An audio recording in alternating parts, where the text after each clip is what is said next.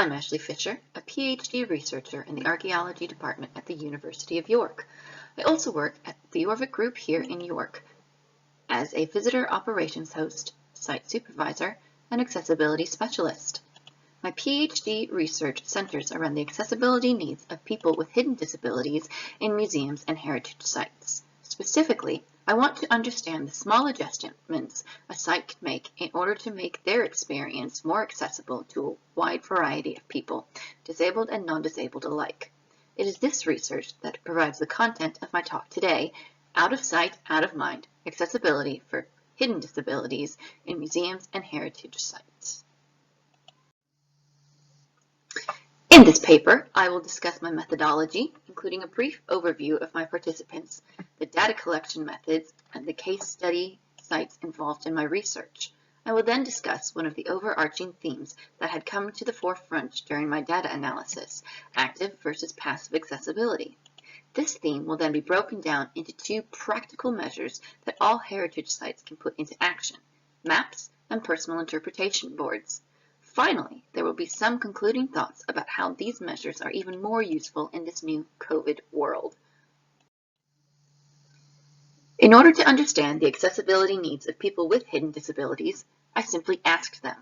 It is a central tenet of my research that people with hidden disabilities are included at every stage possible, as it would be unethical and inappropriate for me to assume anything about their experience at heritage sites. Mere observation is not enough, and instead I constructed a methodology that places my participants' lived experience, both in their everyday lives and at my case study sites, first and foremost. The process is perhaps a bit of a misnomer, as the data collection process was far more intensive than simply sitting down and asking a list of prepared questions. Instead, I walked alongside participants to understand their experiences, both at home and at heritage sites. The entire process was broken down into 4 sections: pre-visit interview, site visit, post-visit interview, and follow-up interview. Each section had a distinct goal, but there was also a great deal of flexibility built into the design to follow interesting asides as they presented themselves. The pre-visit interview included a series of questions regarding a participant's disability and its impact on their daily life, as well as how they prepare for a trip to a museum or heritage site. I also had each participant walk me through their daily routine. The site visit consisted of a semi-structured visit to one of my case study sites. The semi-structured visit was largely led by the participant, but with a few basic points, such as visiting the site's restroom or visiting a particular exhibit to better compare visits. Immediately following the site visit was a post-visit interview. The participant and I went through a series of questions regarding the accessibility of the site. These questions were identical for all 3 case study sites, again allowing for better comparison across visits. This was then followed by a more general questions about their visit, asking for the participant's opinion and insight on aspects of the visit. The final meeting was a follow-up interview a few days later.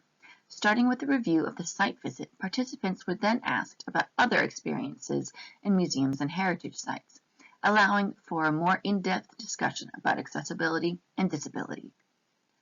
All interviews were audio recorded and then transcribed. I made field notes during all interviews and during the site visit, wrote field diaries after each meeting, and also took photos of relevant interactions and accessibility tools during the pre-visit interview and the site visit.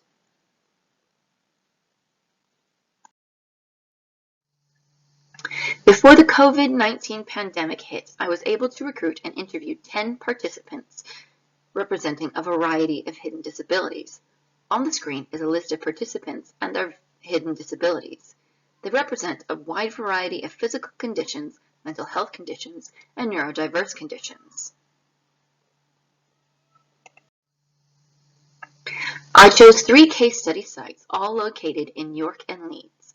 All 3 museums are based in listed buildings, meaning they have limits on what they can feasibly do to the building, and more creative measures to increase accessibility must be employed.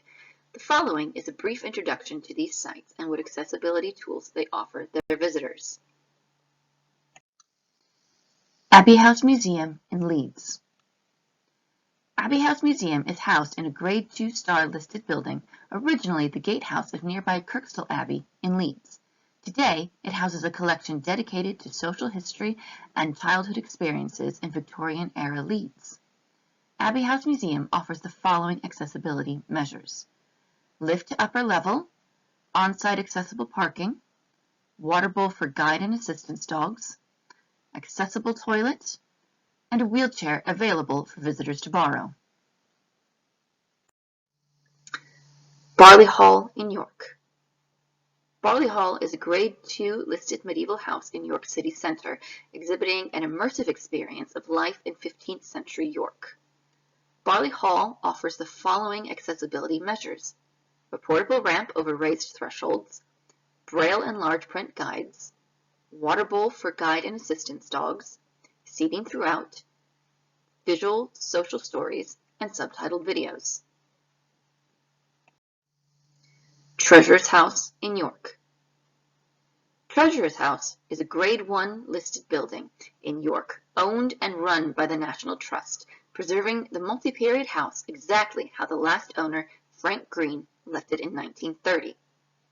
Treasurer's House offers the following accessibility measures: an accessible toilet, which is located down 14 stairs, a tablet for wheelchair users to show them the non-accessible parts of the house, braille and large print guides, touch doors, personal interpretation boards, seating throughout, and subtitled videos. During the lockdown in the spring of 2020, I began my analysis in earnest. By using NVivo to code recurring phrases, words, and kinds of interactions, I began to see several commonalities amongst my participants and their experiences during our visits.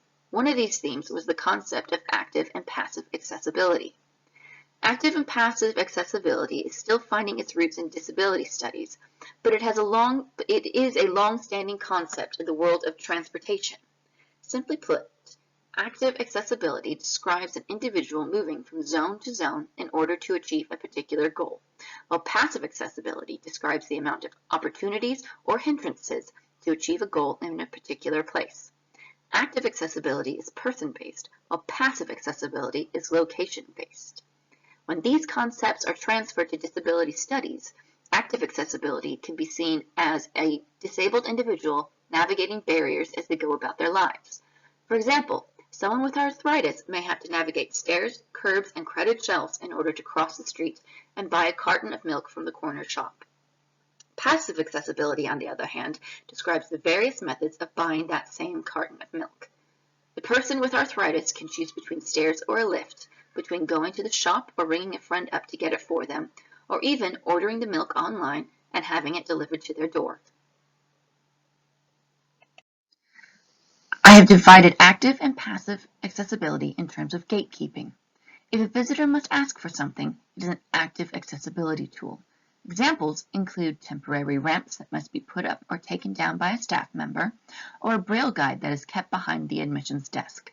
Passive accessibility tools, on the other hand, are either built into the exhibition design, like automatic subtitles on videos, or are available for anyone to use, such as a bench to sit on. A visitor does not need to ask for these tools, and a wider range of visitors can therefore use them. Both active and passive accessibility are useful in museums. There are a number of reasons why a museum may choose to make an inherently neutral tool, like the touch tour at Treasurer's House, and make it active. At Treasurer's House, they chose to keep the touch tour behind the desk and only give it to people who ask for it in order to limit the damage to these touchable items. At Barley Hall, braille guides are kept behind the desk to prevent the braille from being rubbed down by curious visitors who do not necessarily read braille. At Abbey House Museum, they wish to keep wear and tear on the wheelchair to a minimum and thus make visitors ask for it. Though active accessibility certainly has its place in museums, passive accessibility is more helpful overall for visitors. Several of my participants voiced a dislike of asking people for things, which prevents them from using any of these active accessibility tools the museum may have to offer. In some instances, this dislike is a symptom of the disability itself, for example, anxiety. In other instances, it is a public admission of a disability, one that a visitor may not wish to disclose. Additionally, many people may find specific accessibility tools, such as large print guides or subtitled videos, useful, but do not necessarily identify as disabled. Disabled identity, though a discussion for another time, is a very complicated, nuanced, and individual matter, meaning that many people reject active accessibility tools because they don't believe they deserve or need them, even when they can benefit from these tools. Having these passive accessibility tools means that more people can utilize them, which in turn creates a more inclusive experience overall. At all three of my sites, the participants commented on the confusing layout of the building. In some cases, this presented itself as not knowing how to make their way around. In others, they were concerned about missing areas to the building. All agreed, however, that some kind of map to visually show the layout of the building would have been helpful.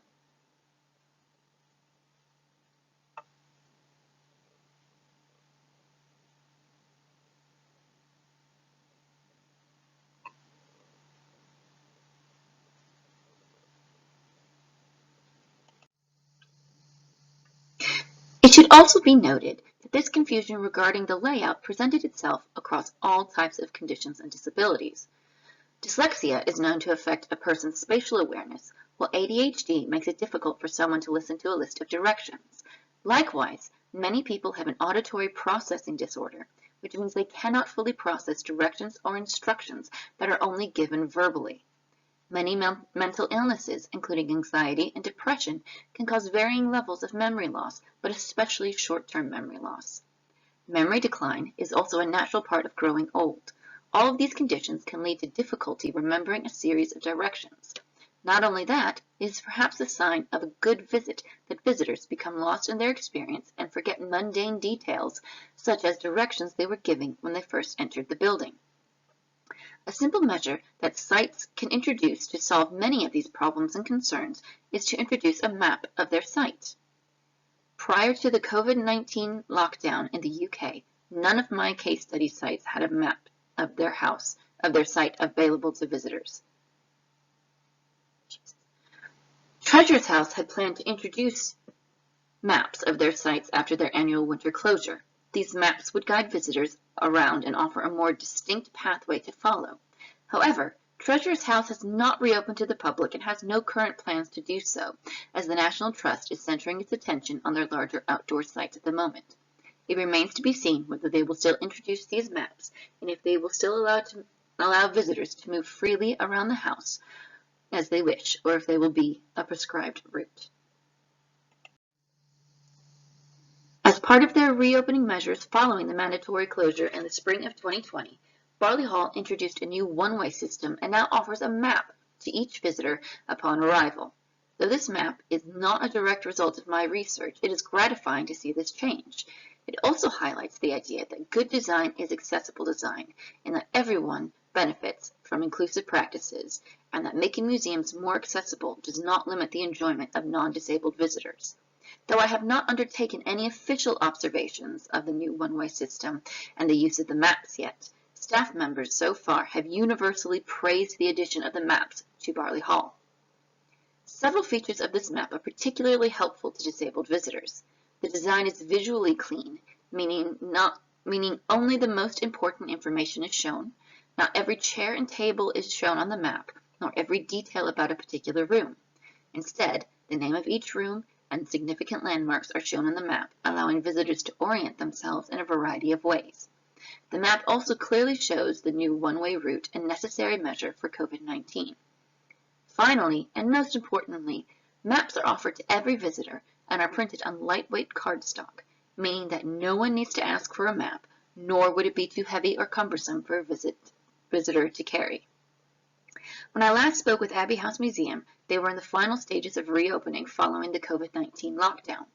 They were unspecific regarding their plans as they were still working out details, and it was uncertain if they would introduce maps at a later date. But the success of Barley Hall's new map shows the value in creating such an item. As mentioned earlier, Treasurer's House offers something I have dubbed personal interpretation boards. They are large acrylic boards about the size of an A3 sheet of paper, and each contain pictures and interpretation text relevant to the room they are contained in. They live in a stand in each room, meaning that anyone can pick them up without asking for them, and it is pointed out by the admissions staff that visitors are welcome to use them. Throughout the house, this is the only means of written interpretation. They have proved incredibly popular with visitors, disabled and non-disabled alike. The size and location of boards means that visitors can pick them up and carry them around the room. As Jessica, one of my participants, said, "It was like my own little panel for the 5 minutes I had it." These personal interpretation boards stand in stark contrast to the more traditional interpretation panels that are ubiquitous to museums across the world. Those panels are larger, stationary, and above all, meant to be shared by multiple people at the same time. It also allows for very little individualization or even privacy for visitors. Though privacy may seem an odd desire in museum interpretation, it was actually highlighted by several of my participants with a variety of disabilities. These comments highlight an interesting aspect of a museum visit, the social pressure involved in the simple act of reading. If someone spends too long reading a stationary text panel, they prevent others from taking their space, and thereby reading the same text panel. Dwell time in exhibitions has been widely studied, but these studies focus more on how to increase dwell time, or what causes people to shorten their dwell time. There is an inherent ableist assumption in these studies that if people linger at a particular piece of text, it is because they are interested in what the text is telling them. There is little mention of different reading speeds or the impact of learning difficulties on dwell time. This only makes Amy and Lisa's points even more salient. By holding a personalized interpretation board, not only would their dwell time increase, but their overall enjoyment would increase as well as lowering their anxiety that people were judging them for taking so long at a particular panel. For Lisa and Amy, having this personal board to hold means that their anxiety did not make them feel pressured to move on before they had read everything. For Jessica, she could discreetly use an accessibility tool, her overlay, without embarrassment. For Alfie, he could move the board to a different place in the room in order to read it, a crucial point given that he has quite severe visual difficulties. Amanda, though her disability is more physical, also makes an interesting point. Given her arthritis, she may not be able to carry a guidebook around through the whole museum, but being able to pick up a smaller, lighter board that is relevant to only one room, then leave it behind when she is done with it, would give her the opportunity to learn the information she may have otherwise had to bypass in favor of physical comfort. In addition to their benefits to the disabled community, these personal interpretation boards also help people maintain social distancing, as they no longer need to gather at one stationary text panel to read the information. There is a level of concern that if people are touching these boards regularly, that they may transfer germs, but these concerns can be mitigated either by regular cleaning or by turning the boards into downloadable files that visitors can access on their own mobile devices. In fact, Jessica and Alfie both suggested that museums turn their interpretation boards into downloadable content. This way, disabled visitors can use their digital accessibility tools like screen readers, tints, or zoom functions discreetly on their own mobile devices.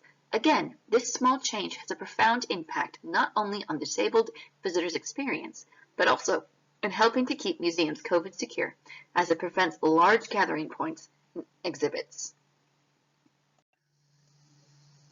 As we enter a new world for museums and heritage sites, full of social distancing and a new push for digital content, it is crucial that we take the opportunity presented to us.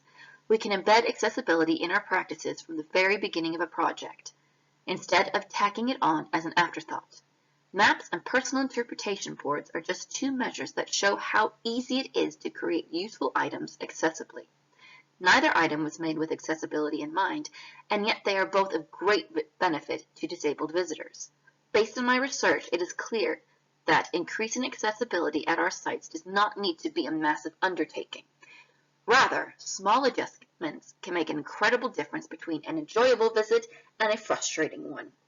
These passive accessibility measures in turn benefit all visitors, disabled and non-disabled alike, especially when we must consider limiting interaction between visitor groups and encouraging hands-off engagement. Thank you.